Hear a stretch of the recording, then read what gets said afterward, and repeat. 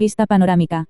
Y habitaron los sacerdotes, los levitas, los del pueblo, los cantores, los porteros y los sirvientes del templo en sus ciudades, y todo Israel en sus ciudades. Esdras 2, 70. Reflexión.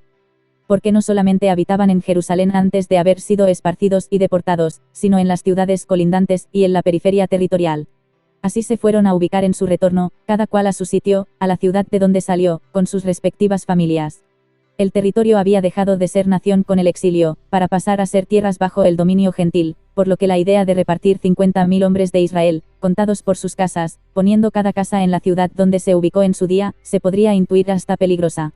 Aunque fue una etapa muy dura la de la deportación a Babilonia, en la que Dios permitió que los asirios provocaran la dispersión de las 10 tribus del reino de Israel, salvaguardando a Judá y a Benjamín bajo el dominio babilónico, aún sufrirían unos tiempos más oscuros y dolorosos durante la tiranía del imperio griego que vino a imponerse tras los medo-persas. Más de 4 siglos de silencio de Dios para con su pueblo, a causa de sus rebeliones, que los llevó a diluirse más entre las naciones.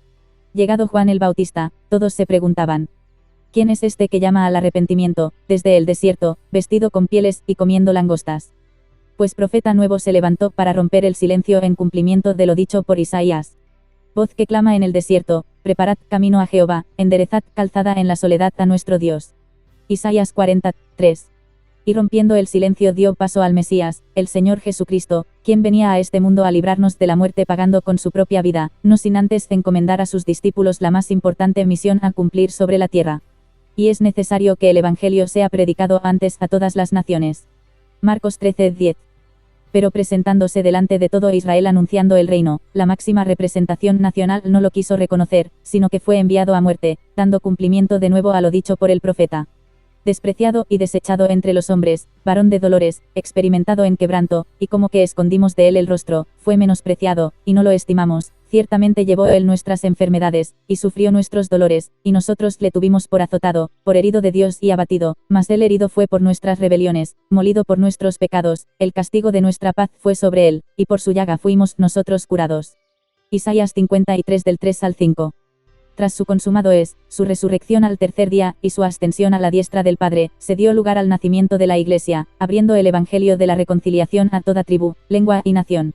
Aún así la primera Iglesia, que era formada por los judíos dispersados que vinieron a Jerusalén durante la Pascua y el Pentecostés del año de la consumación de Cristo, y se convirtieron a él, no se estaban volviendo a sus ciudades de origen para que se pudiera cumplir la misión evangelística, sino que guardaron con celo para sí la salvación en Cristo, sin salir de Jerusalén. Pero no se iba a quedar sin cumplir la palabra del Señor con respecto a la misión encomendada. Pero recibiréis poder, cuando haya venido sobre vosotros el Espíritu Santo, y me seréis testigos en Jerusalén, en toda Judea, en Samaria, y hasta lo último de la tierra. Hechos 1, 8. Y ya que por su propia cuenta no había mucha intención de extrapolar el Evangelio a otras ciudades, Esteban, lleno del Espíritu Santo, provocó a ira a los fariseos, quienes dándole muerte, abrieron la veda contra la Iglesia. Y Saulo consentía en su muerte. En aquel día hubo una gran persecución contra la Iglesia que estaba en Jerusalén, y todos fueron esparcidos por las tierras de Judea y de Samaria, salvo los apóstoles. Hechos 8:1. Aplicación. Y este Saulo que consintió en la muerte de Esteban fue alcanzado por el Señor, y su amor lo transformó a Pablo, enviado a ser apóstol a los gentiles. Ahora él iba a ser quien proclamara el Evangelio de Cristo sin dejar de inculcar la necesidad de que la Iglesia se involucrara directamente en la misión. Porque no hay diferencia entre judío y griego, pues el mismo que es Señor de todos, es rico para con todos los que le invocan, porque todo aquel que invocare el nombre del Señor, será salvo. ¿Cómo, pues, invocarán a aquel en el cual no han creído? ¿Y cómo creerán en aquel de quien no han oído? ¿Y cómo oirán sin haber quien les predique?